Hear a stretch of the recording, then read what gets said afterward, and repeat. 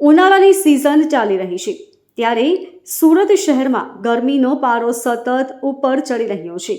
શહેરમાં છેલ્લા 2-3 દિવસથી ખાસ કરીને બપોરના સમયે આગ ઝરતી ગરમી અને તાપથી લોકો બેહાલ થઈ રહ્યા છે, જેના કારણે મોટાભાગના લોકો શહેરમાં બપોરના સમયે બહાર નીકળવાનું ટાળી રહ્યા છે।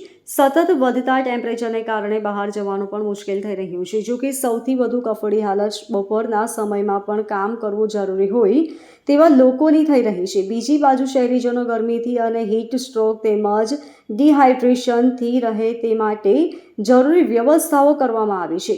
પાલિકાના સૂત્રોએ જણાવ્યું હતું કે એક બાજુ ગરમીનું પ્રમાણ વધારે છે, ત્યારે આ પરિસ્થિતિમાં પબ્લિક ટ્રાન્સપોર્ટ કરતા અને રાહદારીઓને ડિહાઇડ્રેશનના ચાન્સીસ વધારે હોય છે।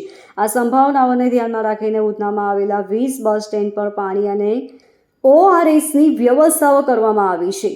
બસ સ્ટેન્ડ પર ORSના પેકેટ તથા ઠંડા પાણીના કુલરો મૂકવામાં આવ્યા છે। એટલું જ નહીં, બે પાલિકાના કર્મચારીઓ જાતે જ આ મુસાફરોને તેમજ બસ સ્ટેન્ડ પરથી અવરજવર કરતા લોકોને ઠંડુ પાણી પણ પાવી રહ્યા છે, સાથે જ ORS લેવા અંગે પણ સમજણ આપી રહ્યા છે। Bureau report LK star news Surat. છેલ્લા લાસ્ટ યર અને આ વર્ષે આ બંને વર્ષમાં જે એપ્રિલ મહિનો છે, માર્ચ એન્ડિંગ, ત્યારથી જ આ ગરમીનું પ્રમાણ અને હ્યુમિડિટીનું પ્રમાણ વધી જાય છે। એટલે જે પબ્લિક ટ્રાન્સપોર્ટમાં ને એ લોકો જે ચાલતા જતા હોય અને બસમાં જે ટ્રાવેલ કરતા હોય તો એ લોકોને ડિહાઇડ્રેશનના એના ચાન્સીસ થઈ જાય છે ગરમીને લીધે। તો દરેક બસ સ્ટેન્ડ પર આપણે પાણીની સાથે ORSની સુવિધા ઉપલબ્ધ રાખેલી છે।